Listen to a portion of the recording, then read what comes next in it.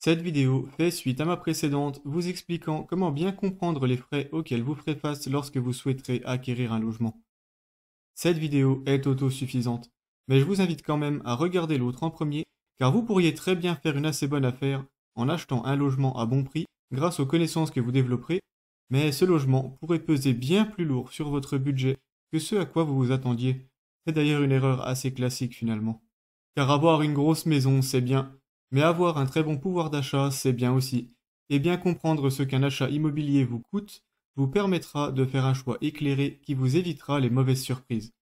Bref, le lien de la vidéo apparaît en haut, mais sera aussi en description. Quoi qu'il en soit, vous avez maintenant convenu d'un budget à respecter et vous souhaitez vous lancer.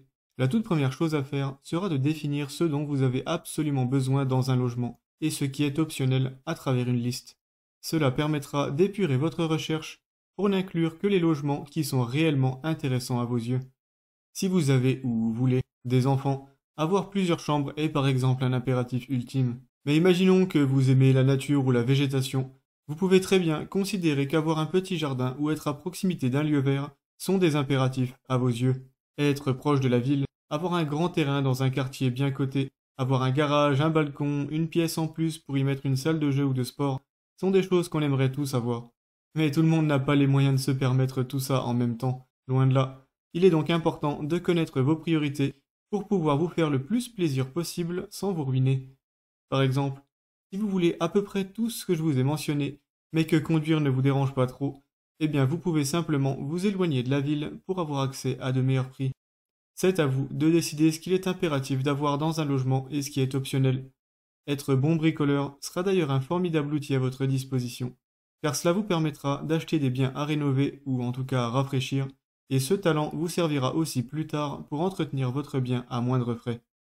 Vous savez maintenant assez précisément ce que vous cherchez et vous connaissez le budget qui va avec. Reste donc à trouver des biens à visiter.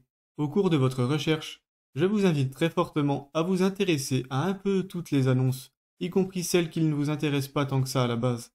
Ne serait-ce que pour améliorer vos connaissances sur le marché immobilier près de chez vous, car ces connaissances vous permettront de réaliser si une affaire est bonne, moyenne ou mauvaise, et vous permettront par ailleurs de négocier les prix bien plus facilement. Un autre point crucial qui viendra compléter vos connaissances sera de regarder l'historique des biens vendus dans votre secteur, ou en tout cas dans le secteur que vous visez. Ces informations sont publiques et se trouvent facilement. Je vous laisse un lien en description vers un site qui vous guidera en ce sens si ça peut vous être utile. Bon, vous comprenez bien ce qu'un logement vous coûte réellement. Vous savez ce que vous voulez et vous connaissez bien le marché. Il serait peut-être temps de commencer à parler des visites et des petites astuces qui vont bien. Mais sachez tout de même une chose cruciale. Avoir un coup de cœur pour un logement sera une aubaine pour le vendeur, mais peut-être pas pour vous. Il est bien plus simple d'avoir un coup de cœur pour un logement incroyable que pour un logement plus humble mais très efficace. Pourtant, c'est bien le logement humble et efficace qui vous permettra de vous épanouir sans courir après les factures ou des problèmes que vous n'aviez pas vu venir. Les quelques étapes que nous avons vues jusque-là sont finalement plus importantes que la visite, et vous ne voulez vraiment pas sous-estimer la préparation nécessaire dans le but de faire un choix solide et éclairé. Quoi qu'il en soit, l'heure des visites est maintenant arrivée, et la chose la plus sage que vous puissiez faire est d'en faire beaucoup. Encore une fois, dans le but d'engranger de l'expérience. Il existe un nombre de questions absolument incroyables que vous pourriez poser à la personne en charge de la visite pour vous éviter de tomber dans un piège. Et ces questions ne seront pas les mêmes d'un bien à un autre. Y a-t-il un double vitrage? Le quartier est-il bruyant? Comment sont les voisins? Et d'ailleurs, pourquoi ce logement est en vente? Dans quel état est la toiture? Y a-t-il un système de climatisation et si oui, y a-t-il récent? Y a-t-il des transports en commun à proximité? Bon, allez, j'arrête. Mais vous voyez bien où je veux en venir. Quelqu'un d'expérimenté sera plus à même de poser les bonnes questions qui vous permettront soit d'éviter une très mauvaise affaire, soit de négocier le prix du bien encore un peu plus.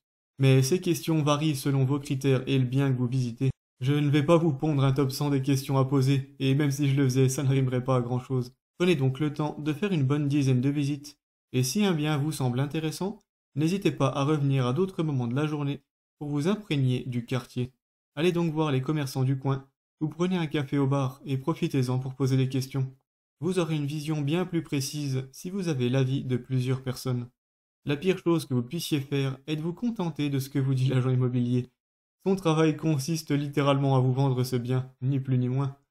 Son rôle n'est pas non plus de vous mentir, et il répondra sans doute honnêtement aux questions que vous lui poserez. Mais toute vérité n'est pas bonne à dire, et personne ne le sait mieux qu'un vendeur. Il ne vous emmènera pas de lui-même sur les questions les plus épineuses du dossier. Si vous visitez le bien avec un ou des proches, vous aurez accès à d'autres points de vue qui apporteront de la valeur ajoutée, c'est indéniable. Mais ils ne pourront vous donner un avis que sur le bien en lui-même. C'est à vous de découvrir le quartier en vous y promenant à différentes heures de la journée et en parlant à quelques personnes qui habitent dans la zone. Pour terminer, voici quelques astuces qui méritent absolument d'être connues selon moi. Le pire moment pour acheter est le printemps, car c'est le plus populaire. Les prix seront globalement plus élevés et la concurrence sera rude, vous empêchant à la fois de négocier et à la fois de prendre un peu de temps pour réfléchir. L'été sera un peu plus intéressant. Vous pourriez peut-être obtenir des prix sur les biens qui n'ont pas été vendus au printemps et la concurrence sera bien plus calme grâce aux vacances. Il en va à peu près de même pour l'automne. Mais c'est bien l'hiver qui sera la meilleure période pour acheter. La concurrence sera bien moins intense, alors que des offres seront toujours là. Et le hasard pourrait bien faire apparaître le logement de vos rêves, proposé par quelqu'un qui souhaite s'en débarrasser rapidement, pour une raison ou une autre. Dans un autre registre, si vous n'êtes pas sûr de quel type de bien vous voulez acheter, peut-être parce que vous êtes encore un jeune adulte célibataire par exemple, eh bien choisissez simplement un bien qui restera intéressant dans le cadre d'une location.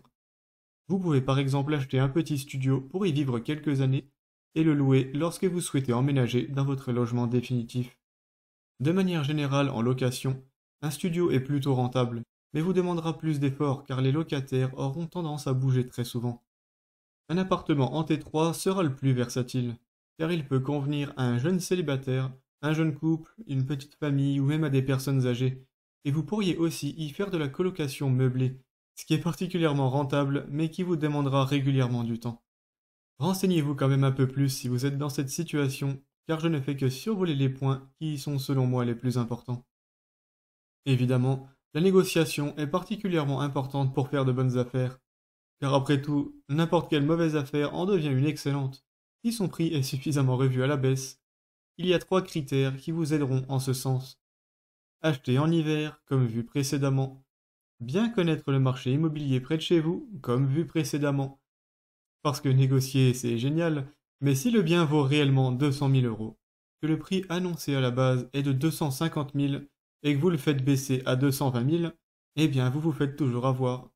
Par ailleurs, si vous voyez passer le bien que vous visitez depuis un moment, c'est qu'il a du mal à trouver preneur, vous permettant donc de négocier un peu plus agressivement. Et enfin, essayez de découvrir pourquoi le bien est en vente et ce que ça veut dire pour vous. Si c'est un héritage par exemple, il y a probablement plusieurs vendeurs qui ont tous des vies et des objectifs différents, et de manière générale, ils seront assez pressés de vendre. Si la vente fait suite à un divorce, eh bien vous aurez ici aussi une certaine marge de manœuvre, les anciens époux ayant généralement envie de se débarrasser du bien le plus vite possible, d'une part pour réinvestir l'argent dans leurs projets respectifs, mais d'autre part pour le côté émotionnel, et l'envie pour eux de passer à autre chose. Voilà donc qui conclut mon guide pour acheter un bien immobilier. En voici un très rapide résumé. Comprenez bien les frais pour ne pas regretter un achat trop ambitieux pendant de longues années. Découvrez quels sont les critères impératifs et optionnels à travers une liste qui vous permettra de choisir un bien qui vous convient le plus possible. Prenez le temps d'apprendre le marché immobilier près de chez vous, prenez le temps de faire au moins une dizaine de visites et prenez le temps d'améliorer la qualité de vos visites en vous baladant dans le quartier à différentes heures et en discutant avec les gens dans la rue ou les commerces. Achetez en hiver pour avoir plus de temps, justement, et pour pouvoir profiter d'un marché plus calme et moins onéreux. Mais enfin, regardez d'autres vidéos chez Dave's Business pour apprendre encore plus d'astuces et atteindre l'indépendance financière. Allez d'ailleurs, il est temps que je disparaisse. N'hésitez pas à vous abonner à la chaîne si mon contenu vous plaît, et à aimer la vidéo si elle vous a été utile. Ciao!